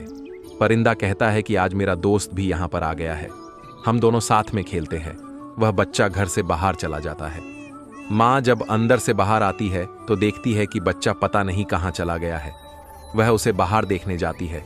तभी वह दोनों परिंदे को साथ में उड़ते हुए देखती है। बच्चा उन्हें पकड़ने की कोशिश कर रहा है, मगर वह उन्हें पकड़ नहीं पा रहा है। माँ को कुछ अजीब लगता है क्योंकि दोनों परिंदे साथ में थे और बच्चा उनके पीछे दौड़ रहा था।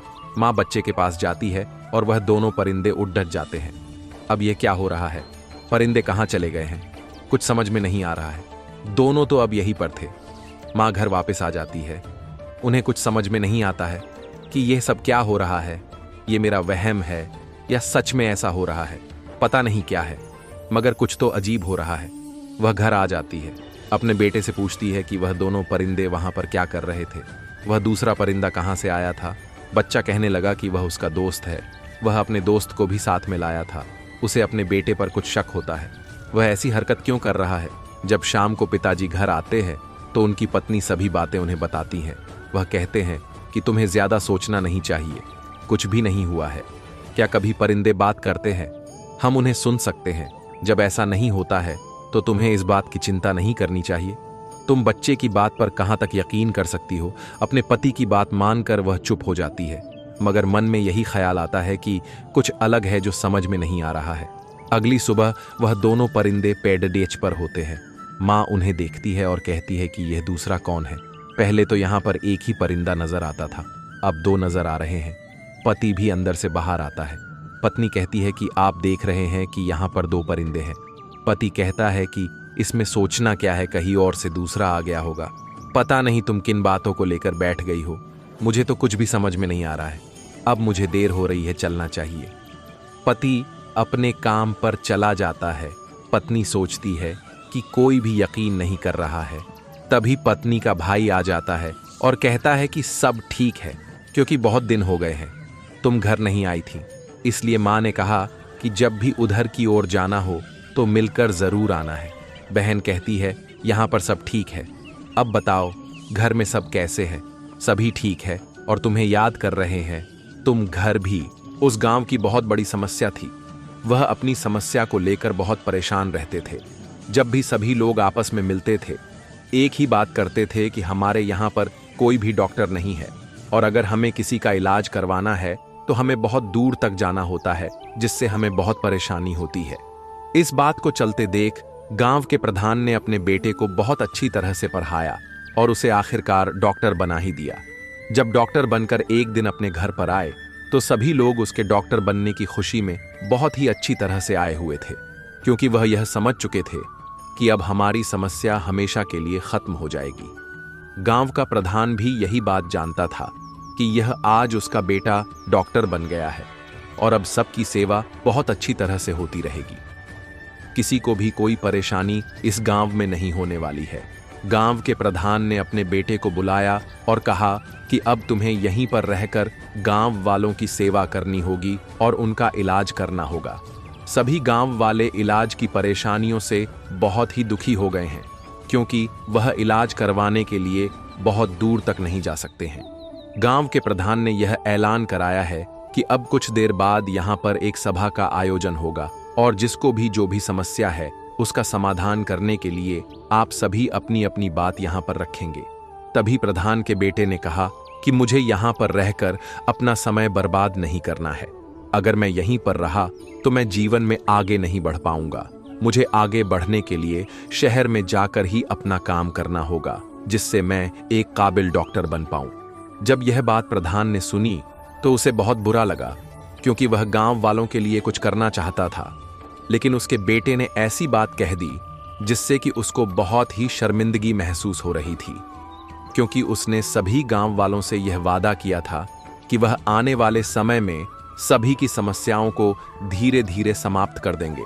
प्रधान अपने बेटे को घर के अंदर ले गए और उसे समझाने लगे कि तुम यह सब क्या कह रहे हो। तुम्हें मैंने पढ़ाई करने के लिए इसीलिए भेजा था कि जिससे तुम वापस आकर यहाँ पर सबकी सेवा करो और उनकी परेशानियों को दूर करो।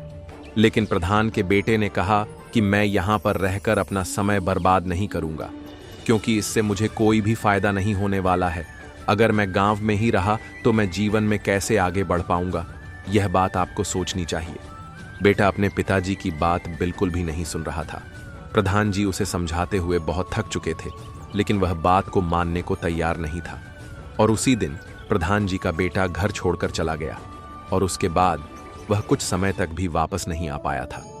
समय बीतता चला गया और प्रधान जी की यह बात वहीं पर रह गई। तभी प्रधान जी के घर पर एक रिश्ता आया, क्योंकि उसकी एक लड़की थी। उसके लिए रिश्ता एक डॉक्टर के यहाँ से आया था। प्रधान ने कहा कि अगर मैं यह रिश्ता करता हूं तो आपको एक बात यह यहाँ पर रखनी होगी कि यहाँ पर मैं आपके लिए एक अस्पताल बनवा देता हूँ, जिसमें तुम यहाँ पर रहकर सभी गरीबों की सेवा कर पाओ और उनकी समस्याओं का निदान कर पाओ। अगर आप लोगों को यह बात मंजूर है तो मैं यह रिश्ता करने के लिए तैयार हूँ। प्रधान को गांव वालों की बहुत चिंता थी, इसलिए वह यह सोच रहे थे कि अगर यह रिश्ता हो जाता है तो इससे गांव वालों के लिए मैं कुछ हद तक अच्छा कर पाऊंगा। प्रधान की लड़की का रिश्ता तय हो चुका था और वह इस बात को मान गए थे। जब शादी हो गई तो प्रधान जी का लड़का भी शादी में आया था, लेकिन प्रधान जी ने उससे कोई भी बात नहीं की, क्योंकि वह घर छोड़कर चला गया था। और जब उसे पता लगा कि उसकी बहन की शादी है तो वह जरूर आया। उसके बाद आकर उसने कुछ नहीं कहा, और जब शादी हो गई तो प्रधान जी ने एक अस्पताल बनवाया और उसी में अपने दामाद को वहां पर काम करने के लिए बैठाया, और इस तरह गांव वालों की भी मदद होने लगी। लेकिन प्रधान जी का लड़का अगले दिन ही वापस चला गया था। उसके बाद वह कभी उस घर में वापस नहीं आया। प्रधान जी को इस बात का दुख था, लेकिन वह गांव के लिए कुछ कर पाए, इसलिए वह इस बात को धीरे धीरे भूल गए। एक दिन प्रधान जी का लड़का अपने घर पर वापस आए और अपनी गलतियों के लिए क्षमा मांगने लगा।